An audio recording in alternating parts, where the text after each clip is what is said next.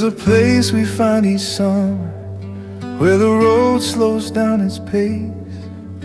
Names don't matter, miles don't count, you see it written on every face. Engines cool beside the river, stories drift into the night. Strangers feel like they've been here before, something in the firelight. You can't explain it, you just feel it. It's deeper than the ride out there. It's in the way we look out for each other, like family that's always been there. You don't arrive alone, you leave change. Some things don't need a sign. Indian Bike Week isn't something you attend, it's something you find.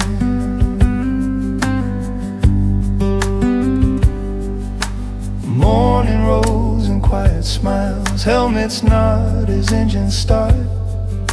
If someone's hurting, nobody asks, hands just move straight from the heart. Kids grow up around these campfires. Years roll on, but the bond stays strong.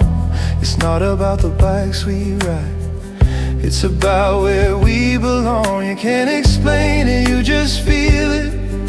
It's deeper than the miles we share. It's respect, it's time, it's showing up, knowing someone's always there. You don't arrive alone, you leave changed. Some things don't need a sign. Indian Bike Week isn't something you attend, it's something you find. Oh,